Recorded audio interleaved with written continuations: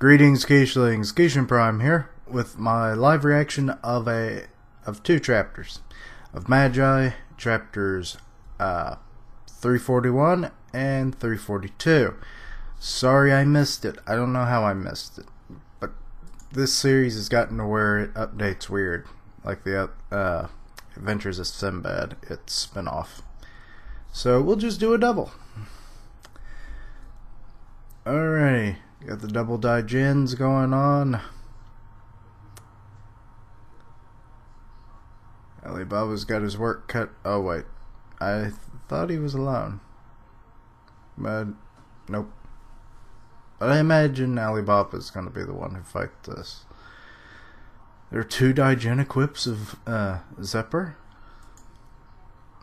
No wait, there was the name of the chapter there. The Conviction of Souls and Puppetry. Well, that's just Zephyr, so. Okay. Uncle Sinbad. And did he say the Princess of Parthenia? She smiles down at them. What noise is she making? We have two opponents. Then the two of us should fight together, Aladdin. Yeah. Oh, I forgot that she was with them. I thought that was someone else. Never mind. I'm getting confused. I'm out of the loop in the series now. Alright, I understand. We're going ahead. Alibaba. Wait, what? Why is Aladdin being left alone? Oh, she talked to Sinbad. You cheating monkeys. We're going ahead, Alibaba. Wait. And there's the teleport. Alibaba. I made her escort him to the next dungeon. You and Alibaba aren't good together. Not good? Because you are a king and his Magi. I don't trust that system. He is just cheating. Oh, now coming out with the... I don't know if he's inhaling. The sound effect bubbles aren't really doing me much. Excuse me. Okay. Hadir. Sound magic. Dofroof. Strength magic. And... she's doing Hadir, which is sound magic again. Okay, sound wave, and oh, he's doing kind of like the universal grid kind of thing, and it's defends him, and then it reflects it back at Sinbad. Cool. I forgot that was strength magic. I don't know. It's been a while. I think it's like the most extreme of it. Okay, her attack's coming in. Zephyr's talking inside my head with sound magic. In such an irrational world, should humans live according to their own will, or should they be guided by others? We are the conviction of souls and puppetry that the Daijin Zephyr acknowledged.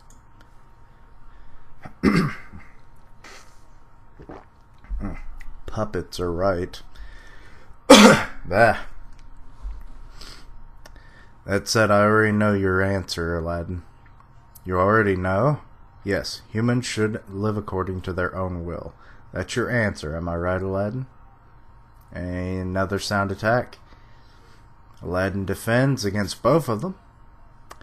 Exactly. People should live according to their own will. That's what I learned in Magnostrate. Magnostrate, huh? That brings back memories. Bah. I'm all full of crap right now. Figures. I was fine before I started to record. And that's the story of my life. The Chancellor taught me that no one is always right. You mustn't completely devote yourself to anyone, no matter how dazzling they may seem. Oh, I think he's also picturing Sinbad, so it's like, yes, I learned my lesson well. Yeah, but you've already completely entrusted yourself to someone else, right? What do you mean? Your life as a Magi isn't something you decide on your own free will. It was forced on you by King Solomon and Hugo. It was forced on you by the system that rules the world King Solomon created.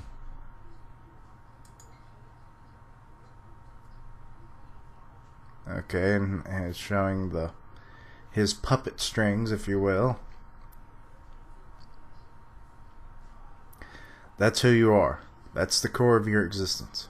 You're a contradiction, Aladdin. I don't know why I said Sinbad. Or was about to. No. Anyway, you say that humans should live according to their own will, but don't live according to yours. You're being influenced by others. Bah. I need a tissue. Bah. I hate when my head's all full of crap when I'm recording. That's right, I'm influenced by others. I see, so you recognize it. Yes, I'm being influenced by King Solomon. I'm being influenced by Hugo. And... what's going on? I'm being influenced by Alibaba, the Chancellor, Moore, Uncle Sinbad, and by the many people I've met. Now, Sinbad seems rather pleased. It's exactly as you say. My way of thinking isn't mine alone. When I fell to this world, I didn't know anything. At the beginning, I lived a life devoted without change. A life of devotion without change, and excuse me. I lived by following the Ryuk's lead. But I've been influenced by many people, and I've changed. My way of thinking has changed. Why, kind of not the clean translation there, because you can still see some of the Japanese behind it. People change every time they meet someone new. So you're saying that other people are the ones guiding you forward, right? Aladdin, you're kind of falling right into his hands. Unless you're going to pull this out in the end. But that doesn't mean that I'm being guided by a single person. Okay, I was wondering about that. I was born in the sacred palace. There's no concept of time there. The only being who lived inside that infinite lapse of time and kept me company was Hugo, who answered my questions like a robot would. Then as I approached my limit, it became unbearable. Now I finally understand the reason why it was so tough for me back then. Why was it so tough for you? Because you didn't have anybody? Because I haven't met anyone, nor had I been influenced by anyone yet. Oh, because Hugo was a robot basically, so he was just giving him information that he wanted. Not really giving him information he might actually need. More wisdom over knowledge kind of debate. The very action of meeting someone triggers our evolution. You know, all the memories and whatnot of people he's met. And satisfies us. And more memories. And some of them are of Sinbad, so he's kind of being influenced by Aladdin right now. Ha ha ha, take that, sucker. I no longer felt like I couldn't escape from where I was, or that nothing would ever change. Sinbad? Wait, what did he just do? It's like he shattered something, but I don't even think there was anything to shatter. What will happen to you from now on? What will happen to you now that you're God? No one will be by your side, and nothing will come to your expectations. Or will come of your expectations. Do you really think anyone could endure that? Answer me, Uncle Sinbad. Ooh, this could be an interesting conflict. Oh, he's smiling. He's smiling? Aladdin, are you worried that I'll be lonely once I become God? You're such a nice guy. However, I'm indifferent towards the so-called loneliness of a ruler. I've never experienced such a thing. Didn't you say that even Hugo went crazy? Why won't the same thing happen to you? Because I have David and Arba. Do you consider those two your companions? Or your comrades? Oh boy. So that's interesting. Now we know why he doesn't have the loneliness of a ruler. More so than the people you held dear until now. What do you really think? Aladdin, you said that you evolved by meeting new people, right? It's time we start talking about how the sacred palace, and the people will evolve. I have a feeling I can talk with you of such things. Okay.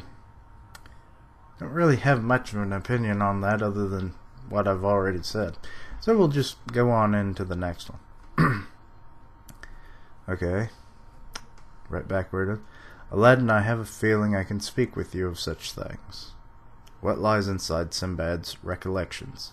Is it hope or despair? What's the name of this chapter? The Innovator. Why are you doing this, Uncle? If you just wanted to talk, we could have done it before in the world. I guess you're right. You're having a contest of strength with us, aren't you? In order to prove that you are the world's most suitable candidate to be God.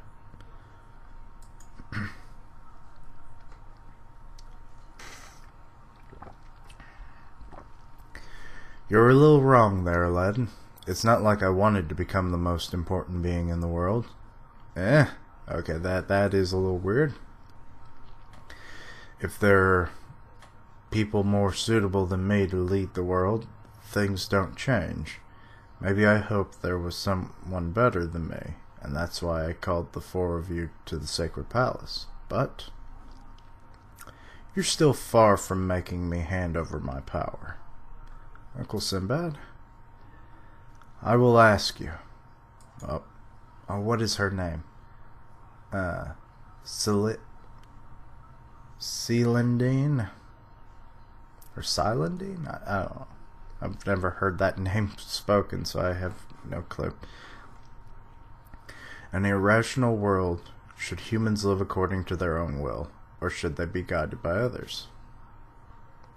For the very reason that we live in an irrational world, we should move forward little by little, whilst competing against each other and living according to our own wills. Yeah, you tell them, Aladdin. Okay, they're just kind of thinking that over. That's my answer. Okay. I see, Aladdin. Even if the conflicts happening around the world never end, we must continue living. It too, or no, not it too. I too understood that the moment I set foot in the sacred palace. Excuse me, another burp. I am gassy as all get out today. Why do you want to change the world? Because that's what I've always wanted. I guess that's true. It's just slowly expanded on what it meant by world. It's exactly as you say, Aladdin. No matter where you go, there's nothing so difficult that it cannot be changed in some way. But I also understand that it's not as if anyone really wants the world to change. Even those who were my comrades in the past don't want me to be an innovator anymore. Your former comrades? What do you mean? I'm talking about the 8 generals. Why wouldn't they want him to be an innovator? In the past, we were angry at this irrational world and wanted to change it. We built a country, formed alliances, and swore that we would stop conflicts. We were real innovators. And then we shaped the world according to our ideals. But as soon as we accomplished all that, something unexpected happened. All of my comrades stopped being innovators. Well, by that point, you had gotten everything you wanted.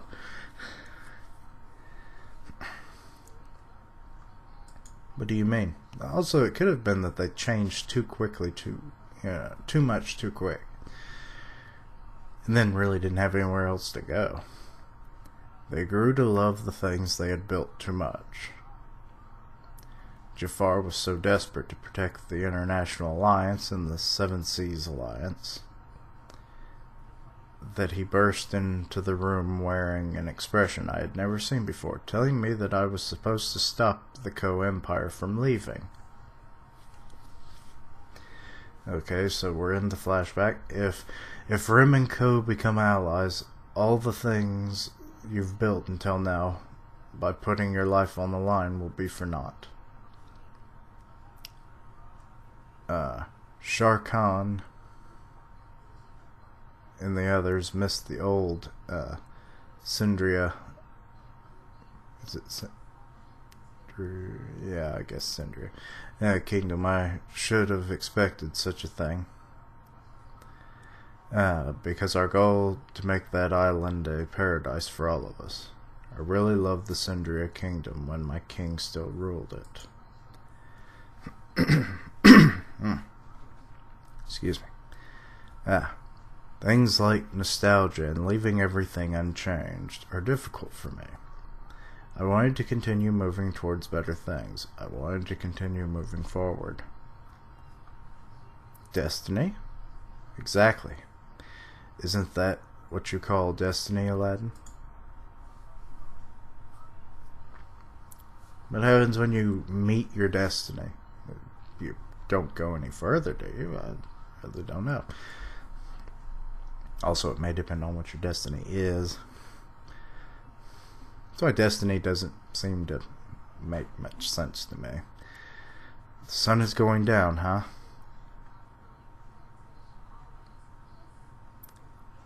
Okay, so we got our first two fighters. If I can remember their names, you know me and names. Judar and Ryuhaku. He's still in Daijin equipped form. Or do they have to stay in that form while they're there? Come on, wait, hurry up. And Alibaba is... I don't know what's going on with him, but I don't think it's wrong to want to protect what you've created. Like wanting to protect your family. That's right. Those feelings that tell you to protect your family or country aren't bad. They're normal. They're natural feelings that all human beings possess. And the ironic thing is that when those natural feelings clash against each other, war is born. It cannot be stopped. I guess that's quite true. Even though everyone begins by thinking of ways to make the world a better place, they can't. Why can't they succeed? Then more flashbacks. I will protect them. And all the disaster that wrought. I will protect them. And just more, I will protect them. I will protect them. More of that. He's now starting to realize all the conflicts were because of that one notion. Don't you agree, Aladdin? We humans are made in this way. From a father who would wield a sword to protect a single member of his family, to a mother who would raise an army to protect her great empire.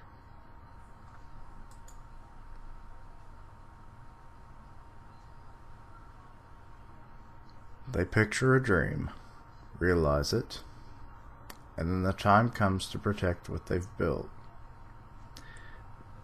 They wield their weapons. Okay, it goes from it's got an interesting illustration. It starts off as a kid with a little girl. So you got two kids, and then they start a small kingdom, and now they're married king and queen, and she appears to be pregnant. And then that becomes into a much larger kingdom by the time that old age rolls around, and they're ready to defend again. Then they do whatever it takes. Okay?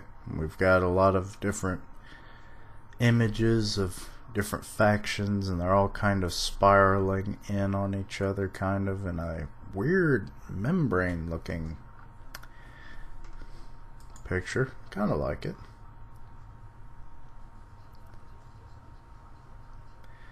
It's such a trivial thing. The war that I hate so much has mankind, or humankind's natural feelings as its driving force. It's not the world that creates war, but humans. It's so sad. I finally understand. You feel sad, right, Uncle? As long as you live as a human being, war and other irrational things won't disappear, no matter how many times you change the system that rules this world. That's why you rewrote humanity's heart by manipulating the Ryuk, isn't it? Aladdin, you're against my using the power of God, right? Yes, I can't agree with what you're going to do. I already told you this. However, did you ever think about who placed me on the throne of God? Who made you into a god? David, Arba, even Hugo thought that Sinbad had died, but I was brought back to life. What do you think this means? Isn't this Solomon's will itself? Well, I guess that's true. I didn't even really think about that, because surely unless there was a higher power giving him that that position and whatnot, it wouldn't make sense how he could do it by himself. What is the meaning of his words? In the next issue, the story enters a new stage. Okay, that was interesting. But yeah, sorry that I lost the one episode or chapter. I always say episode. From a couple weeks ago. I don't know how I missed it. Usually I'm better about that, but unless they do like batches or something. But anyway, thank you for watching. Like, comment, and subscribe, and I'll see you next time. Quiche Lings, roll out.